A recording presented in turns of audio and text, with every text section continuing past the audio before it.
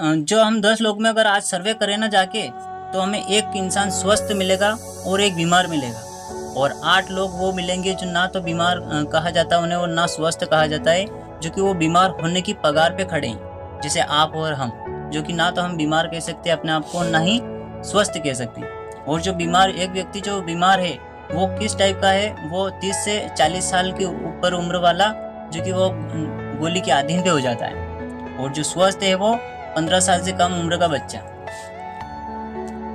तो सर अब यहाँ पे मैंने जो बीमारी की बात करी, तो आप लोगों को लग रहा होगा कि यार ये बीमारी के बारे में बात कर रहे हैं तो सामने वाला को, इसको तो यहाँ पे डॉक्टर होना था, और कहीं ना कहीं ये डॉक्टर तो नहीं है। लेकिन मैंने आपको अभी मेरा परिचय दिया कि मैं एक गांव का मजदूर करने वाला इंसान हूँ, जो कि मैं हेल्थ वेलनेस प्लान करता हूँ।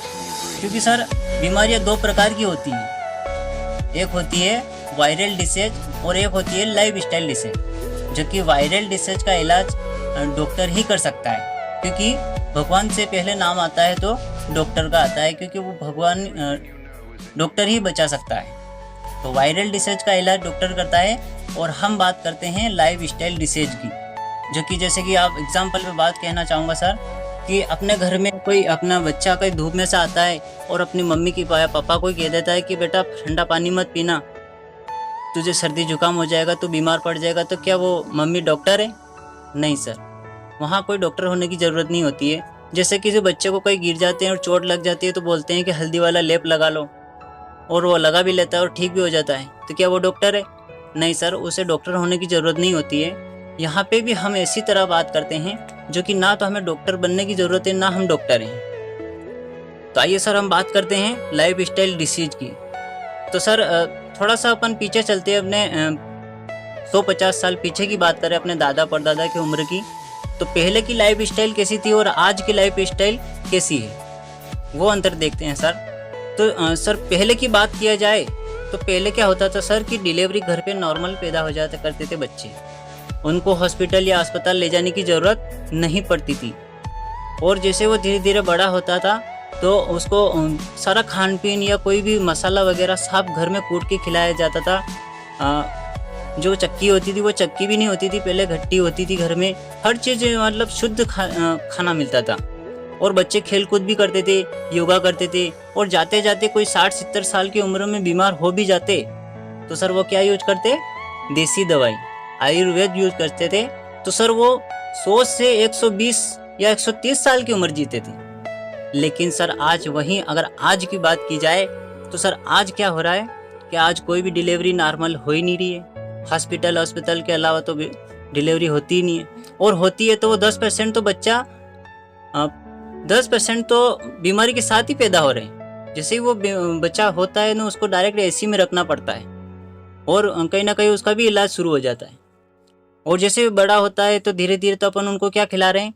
चाइनीज, कुरकुरे, बर्गर, पिज्जा, मतलब बाहर का चीज़ा हम खाना खिला रहे हैं।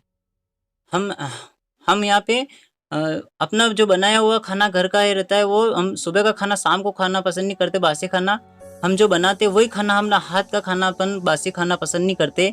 और वो जो कुरकुरा, बर्गर, पिज्जा जो न जाने कितने दिन पुराने उस थैली में पैकिंग आता है, वो हम बच्चों को खिला रहे हैं। और कहीं ना कहीं उनमें भी केमिकल्स आता है, जो कि केमिकल होता है वो एक ठंडा जहर, जो कि आज अपन कहते हैं कि और उसमें कुछ नहीं होता है, लेकिन होता है सर। जब अपन धीरे धीरे अपन बच्चों को खिलाते हैं तो वो धीरे धीरे बड़ी बीमारी को मात दे देता है। 30-40 साल की उम्र में या तो शुगर का ले लेगा, बीमारी का ले लेगा, या कोई किसी को हार्ट अटैक आना, या किसी को एलर्जी खांसी हो जाना, किसी को कैंसर का रूप ले लेना। यानी कि कहीं ना कहीं हम केमिकल्स की वजह से बीमार हो रहे हैं।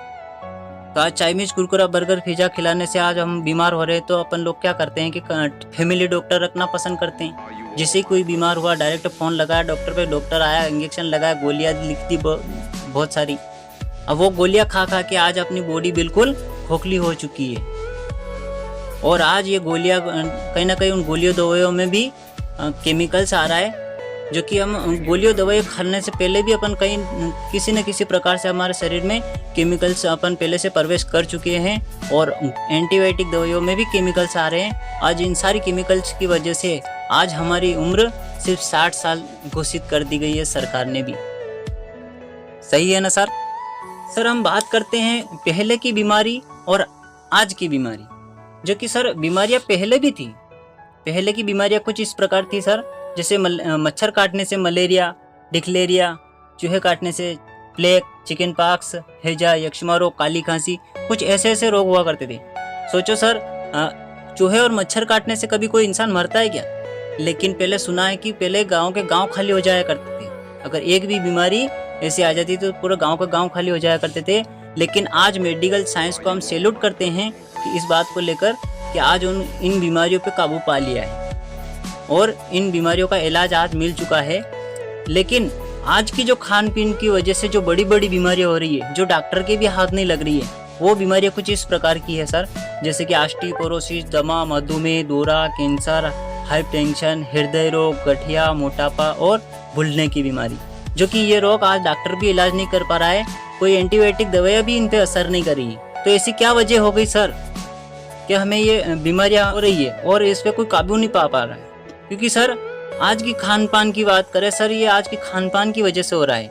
क्योंकि सर खान पान भी दो प्रकार का होता है, एक भगवान का बनाया हुआ खाना और एक इंसान का बनाया हुआ खाना। जो कि इंसान के बनाए हुए खाने में कहीं ना कहीं बहुत सारा केमिकल्स डाला जा रहा है और इंसान को सिर्फ पैसे की पड़ी है, उसको किसी की हेल्थ से नहीं पड़ी है कि वो बीमार होगा कि ठीक होगा कि कैसा रहेगा।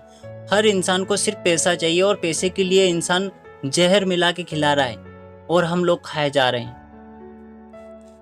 फल फ्रूट की बात करें सर, तो पहले के फल फ्रूट, पहले सीजन से फल फ्रूट आते थे तो उसमें कहीं ना कहीं विटामिन रहता था, हमें पोषक तत्व मिलता था। लेकिन आज की बात करें सर, तो आज किसी को इंसान को पूछ लो कि कौन सा फल किस टाइम पर आता है, कोई नहीं बता पाता है। क्योंकि आज फल लगते नहीं है, उगाए नहीं जाते, आज बनाए जा रहे हैं इंजेक्शन के द्वारा, कहीं ना कहीं केमिकल्स या कोई पाउडर छिड़क के उनको पकाया जा रहा है। कहीं ना कहीं हम फल फ्रूट में भी केमिकल्स जा रहा है। बात करते हैं सर अपन खाना बनाने का स्टाइल, जैसे कि सर पहले खाना कैसे बनता था और आज कैसा बन रहा है। पहले सर चूल्हे पे खाना बनता था, 1-1.5 घंटे में खाना बनता था। कहीं ना कहीं मिट्टी की जो बर्तन होते थे, दूनी, उसमें सब्जी बनाया करते थे और घर में तांबा पीतल यूज करते थे। लेकिन आज की बात करें सर, तो आज हम फास्ट रोटी बन रही है गैस पर या किसी चूल्हे पर, वो जो करंट का चूल्हा आता है उस पर। तो कहीं ना कहीं हमें विटामिन नहीं मिल पा रहा है। बात करते हैं अपन सब्जी बनाने का, तो सब्जी सर आज अपन कुकर में 10 मिनट में सब्जी तैयार कर लेते हैं। आज घर में का बर्तन की बात करें तो वो स्टील और प्लास्टिक यूज कर रहे हैं। सब्जियों की बात करें सर, तो जैसे कि अपने गांव में तो अपन को शुद्ध अपने खेतियों के हिसाब से अपने सब्जियां शुद्ध मिल रही है। लेकिन अगर सिटियों की बात करें सर, तो 6-6 महीने 12-12 महीने हो जाते हैं स्टोरेज में पड़े 12-12 महीने हो जाते हैं और सारा विटामिन खत्म हो जाता है। वही सब्जियां लोगों को खिलाया जा रहा है, यानी कि उसमें विटामिन मिलता ही नहीं। सर खेती की बात करें तो सर पहले की खेती और आज की खेती में कितना फर्क है सर। पहले की खेती में 1 बीघे खेत में अपन 7-8 क्विंटल गेहूँ पका लेते थे और उसमें खाद डालते अपन देसी, उसमें कोई केमिकल रासायनिक खाद नहीं डाला जाता था, उसमें शुद्ध बिना केमिकल का खाद डालते थे। तो वहाँ पे शुद्ध अनाज पकाया करते थे, उगाया करते थे हम, और हमारे अनाज इतना ही उगाया जाता था जितनी कि अपने घर में पूर्ति हो सके।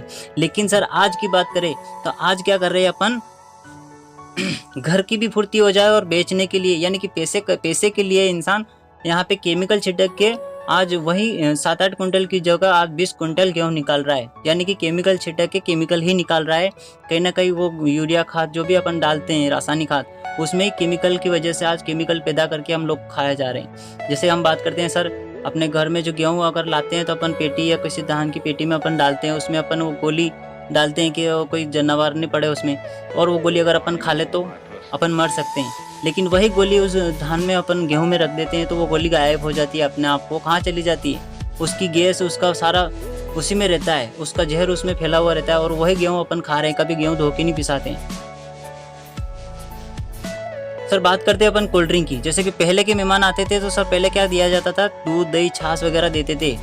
लेकिन आज की बात करें तो आज मेहमान आ जाते थे कि कोल्ड ड्रिंक मंगा लो, अरे शरबत बना लो, अरे वो ले आओ। लेकिन सर इसमें अपन को कितनी हानि है, इस फाइल के माध्यम से अपने यहाँ पे जानकारी दी जा रही है। जैसे कि जो 600 ml की बोतल है, इसमें 20 चम्मच सिगरिंग आती है, जो कि कोई आम इंसान पी नहीं सकता, इतना मीठा होता है। लेकिन इस मिठास को कम करने के लिए इसमें ऐसा केमिकल से डाला जाता है जो कि अपना हड्डी गलाने का काम करता है। और कोई गर्भवती औरत जो पी ले तो उसका बच्चा पेट में डिमेट हो सकता है, और लगातार जो पी ले तो उसका कभी माँ भी नहीं बन सकती और बच्चादानी खत्म हो सकती है। और आपको नहीं विश्वास हो तो अपने घर की लेटरिन होती है ना सर, उस पर ये कोल्ड ड्रिंक डालकर देखना, हार्पिक का काम करेगी। सर हम बात करते हैं बर्थडे, जो कि पहले शहरों में बर्थडे मनाते थे, गांव के कोई लोग जानते ही नहीं थे कि बर्थडे क्या होता है और केक क्या होता है। लेकिन आज आम इंसान बर्थडे मना रहा है और केक खाया जा रहा है। लेकिन खाना भी चाहिए, कोई दिक्कत नहीं है, लेकिन सर इससे हमें क्या नुकसान होता है इसके बारे में हम जानेंगे। सर आज हम क्या कर रहे हैं कि हम सुबह का खाना शाम को खाना पसंद नहीं करते, या शाम का खाना सुबह खाना पसंद नहीं करते, यानी कि हम बासी खाना पसंद करते ही नहीं। लेकिन ये जो केक है ये कितना पुराना उस बॉक्स में आ रहा है किसी को पता है? क्या पता ये 8 दिन पुराना कि 15 दिन पुराना कि महीना या 6 महीना, किसी को पता नहीं होता है सर। और वो कितना पुराना होने के बावजूद भी बड़े मजे से खाता है। आज इंसान और जानवर में कितना फर्क है सर, यहाँ पे देखो। आज इस केक का टुकड़ा तोड़कर अपन कहीं बाजार में रख दो और एक गुड़ का टुकड़ा तोड़कर अपना कहीं छत पे रख दो, 10 मिनट बाद जाकर देखना गुड़ के पास में आपको चींटियां मिल जाएगी, लेकिन गुड़ के पास नहीं मिलेगी, क्योंकि उनको पता है कि इसमें ऐसा केमिकल डाला गया है, इसके ऊपर कॉकरोच मारने की दवा छिड़की गई है, जो कि हम खा लेंगे तो हम मर जाएंगे। क्योंकि जानवर और इंसान में ये फर्क है कि जानवर सूंघ कर खाता है और अपन देख के खाते हैं। सर हम बात करते हैं कलरफुल आइसक्रीम की, जो कि आज हम कहीं मेले में जाते हैं तो हमें कलरफुल आइसक्रीम देखने को मिलती है, जो कि हम लोग अपन भी खाते हैं और बच्चों को भी खिलाते हैं, चाहे सर्दी हो या गर्मी हो या कोई भी सीजन हो। लेकिन सर इससे हमें कितना नुकसान है? ऐसा सर ये बताइए कि ऐसी कौन सी गाय या भैंस है कि वो कलर वाला दूध देती है? सर दूध तो सफ़ेद ही देती है, लेकिन उसमें ऐसा कलर मिलाया जाता है जो कि मच्छर मारने का टॉक्सिन, लेडीज़ के लिपस्टिक और नख पॉलिश, ऐसे ऐसे कलर उसमें मिलाए जाते हैं। जो कि सोचो सर कि ये कलरफुल आइसक्रीम, जैसे कि ये कलर जो है ये अपन होली पे खेलते हैं तो अपने कपड़ों पे जो रंग लग जाता है कि 1 महीने से घिसते हैं सर, वो कपड़ा में रंग नहीं निकलता है। तो सोचो सर कि ये जो कलर अपने शरीर में जा रहा है, अपने बच्चों के शरीर में जा रहा है, तो अपनी क्या हालतें कर रहा होगा। सर बात ये है कि कहीं ना कहीं किसी न किसी प्रकार से हमारे शरीर में केमिकल से जा रहा है, फिर जा रहा है, और हम केमिकल से बच नहीं सकते। और आज इन केमिकल से या नई विटामिन वाली नई चीज़ें मिलने या पोषक तत्व नहीं मिलने के कारण हमें बड़ी बड़ी बीमारियां हो रही है। और आज एंटीबायोटिक दवाइयों में भी केमिकल्स आ रहा है, जो हमें अपने ऊपर वो दवाइयाँ भी लागू नहीं हो पा रही। और आज डॉक्टर कह देता है कि जाओ ले जाके सेवा करो। सर उसके बाद इन सारी चीज़ों की चलो मान लो कि अपन ध्यान रख ले, लेकिन सर फिर भी अपन ने बीमारियों से नहीं बच सकते। जैसे कि वायु प्रदूषण की बात करें सर, तो आज राजाराम मिल जो कि आज हज़ारों मील हो चुके हैं, और ये प्रदूषण जो आज अपने फैल रहा है, इस प्रदूषण की वजह से अपने भारत देश में 80% लोग फेफड़े के कैंसर से मरे हैं। सर आज तक इसका मास्क भी नहीं बना पाई सरकार, इस धुएं को रोक ले या कंट्रोल नहीं कर पाई। सर हम बात करते हैं वाटर पोल्यूशन, जो कि आज शिवना नदी में जो अपने मंदसौर का जितना भी गंदगी का नाले का पानी आ रहा है शिवना में, और वही शिवना का पानी फिल्टर करके उन लोगों को पिलाया जा रहा है, तो फिर क्यों ना होंगे सर बीमार। सर हम बात करते हैं रेडिएशन की, जो कि इंसान अपने माँ बाप, पत्नी, भाई बहन, परिवार सबसे 10 दिन 15 दिन दूर रह सकता है, लेकिन ये एक मोबाइल ऐसी चीज़ है जो कि 5 मिनट तक दूर नहीं रह सकता है। क्योंकि अपना जितना ये लाभदायक है उतना नुकसानदायक भी है।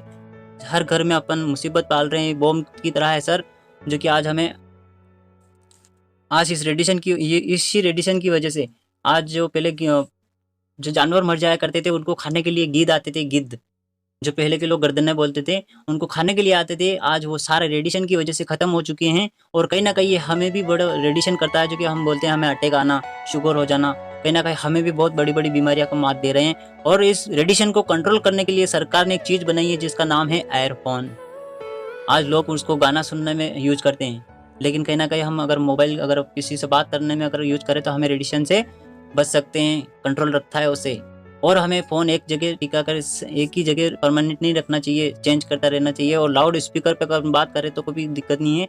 और रात को सोते समय तो हमें 5 फीट दूर रख के सोना चाहिए।